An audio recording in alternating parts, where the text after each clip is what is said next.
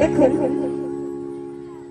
আমরা এই সুন্দর পৃথিবীর বুকে এসেছি, পেয়েছি সুদুর্লভ মানব জনম, কিন্তু মনে এইটাই চিন্তা করতে হবে, জগতে একদিন এসেছি, আবার একদিন চলে যাব। যেমন পূর্বের সূর্য যেমন পশ্চিম আকাশে লীন হয়ে যায়, আমাদের মানব দেহটা ঠিক তেমনি। একদিন এসেছি, আবার একদিন চলে যাব, কিন্তু কোথায় যাব, কোথায় আছি কেউ জানি না।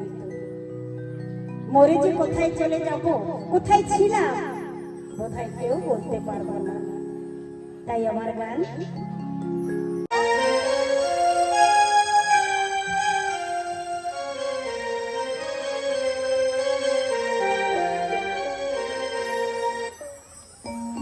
জানি না কোন ঠিকানা যাব গো মরণ হলে,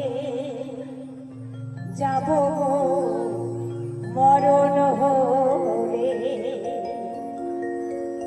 মরলে পরে শ্মশানে ঘাটে নেবে হরি হরি বলে,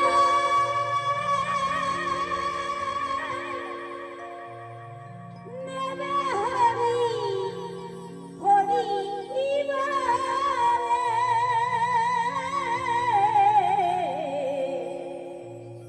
জানি না কোন ঠিকানা যাব গো মরণ হলে, যাব গো মরণ হলে।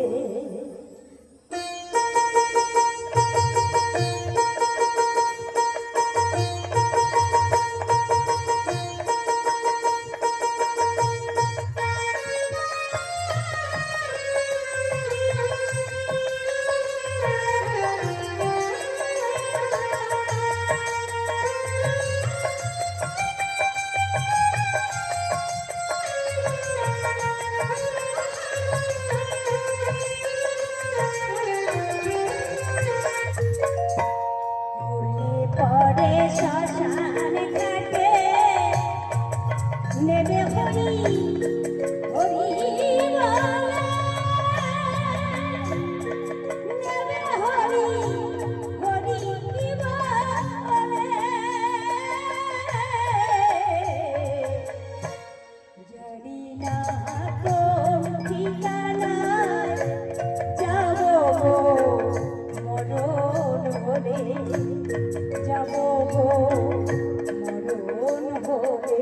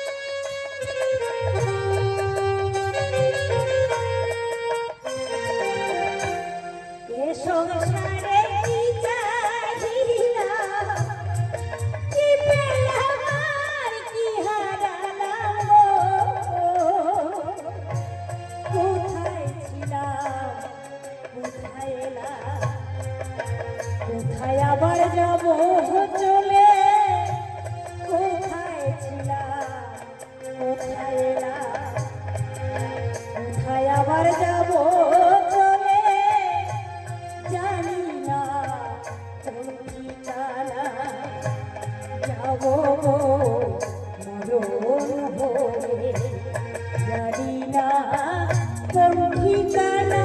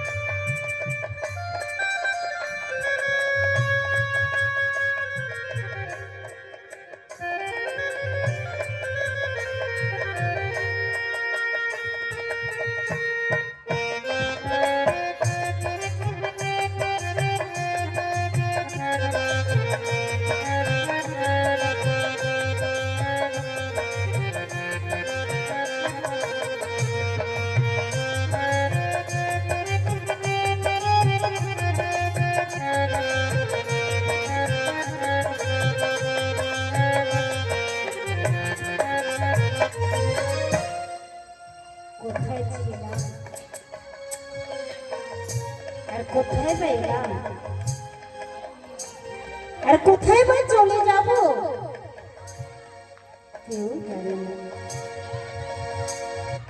সংসারিক মানুষ আমরা ঈশ্বরকে ডাকবার সুযোগ পাই না, তাকে যে একটু প্রাণ খুলে ডাকবো তাও সুযোগ হয় না।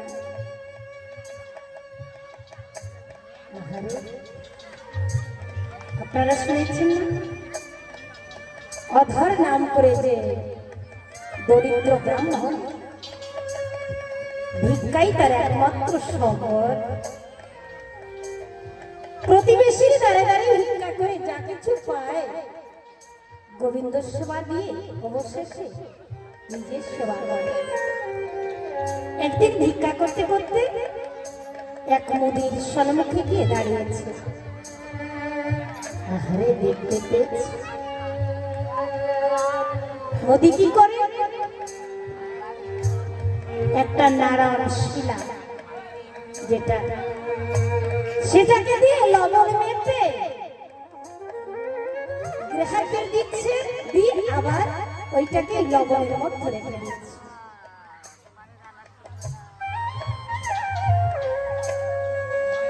ব্রাহ্মণ মনে করে ধারণা,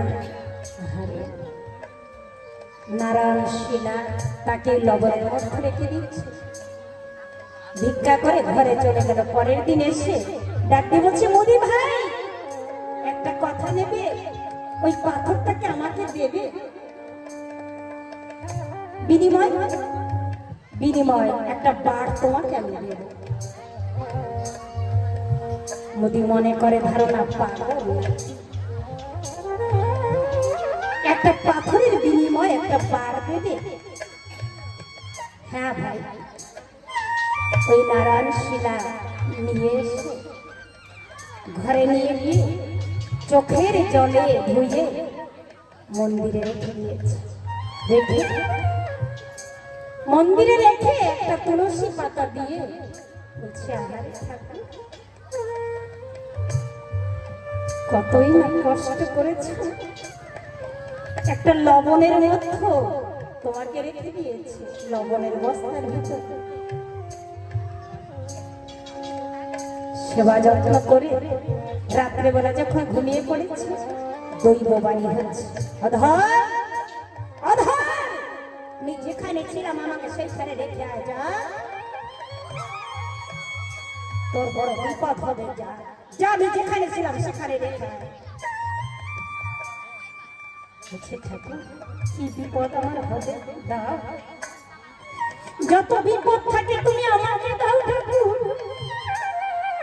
তবুও তোমাকে ওই লবণের মধ্যে রাখবো না ঠাকুর। হ্যাঁ আধার, এত বিপদ হবে তুই সহ্য করতে পারবি না কখনো। সকাল হতেও অধরের বউটা মারা গেল। অধরের চোখের জল ঝরে পড়ছে, ধরা তল বলছে, ঠাকুর এই তো ঠাকুর প্রসাদ হয়ে গেলাম ঠাকুর, কত ধ্যান আমার প্রতি আমার রাখতে হতো, ওই ধ্যানটা আর রাখতে হবে না ঠাকুর, ঠাকুর ওই ধ্যানটা আমি তোমার প্রতি রাখতে পারবো ঠাকুর।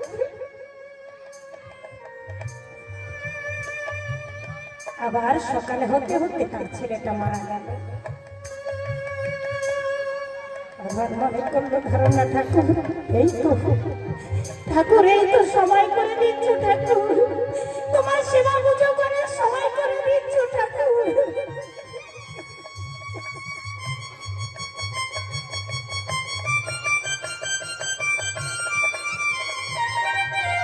সকালে হতে অধরের ঘরটাও পুড়ে গেল।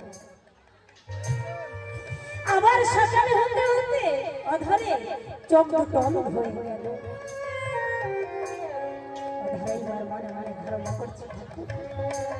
এই চোখ দিয়ে ভালো মন্দ কত কিছু দর্শন করতে হবে, আরে কিছু দর্শন করতে হবে না ঠাকুর, ঠাকুর আর কিছু দর্শন করতে হবে না, শুধু তোমাকেই দেখতে পারবো ঠাকুর। আমার হৃদয় মন্দিরে যে জ্ঞানের বাতি আছে, তাই দিয়ে শুধু তোমাকে দর্শন করবো ঠাকুর, আর কিছু দর্শন করতে হবে না, আর থেকে মনে ভাববো শুধু তুমি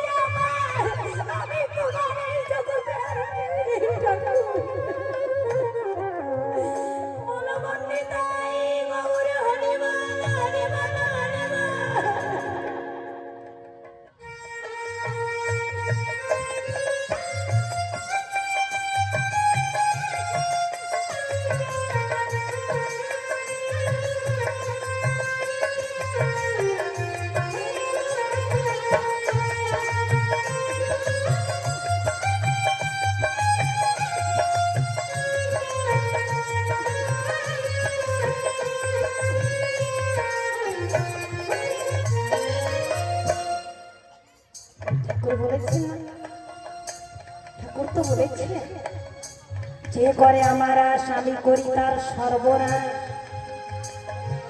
যদিও না ছাড়ে আমার আশ আমি হই তার দাস ঠাকুর কি করলেন এসে অধরকে ছুঁয়ে দাঁড়িয়েছে যখন অধরকে ছুঁয়ে দাঁড়িয়েছে অধরের দিব্য চক্ষু উদিত হলো চোখ মেলে ঠাকুরকে দর্শন করেছে চোখ মেলে যখন ঠাকুরকে দর্শন করেছে দর্শন করে এদিক ওদিক তাকিয়ে দেখে আরে তার স্ত্রী কন্যা ছেলে ঘর ইত্যাদি সব কিছু যেমন ছিল ঠিক তেমনই আছে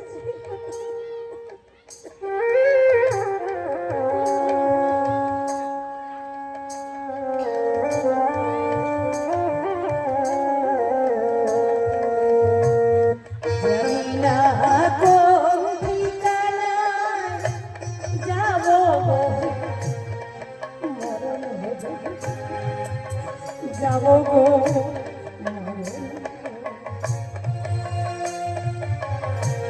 মরলে পরে শ্মশান ঘাটে নেবে হরি হরি বলা নেবে হরি হরি বলে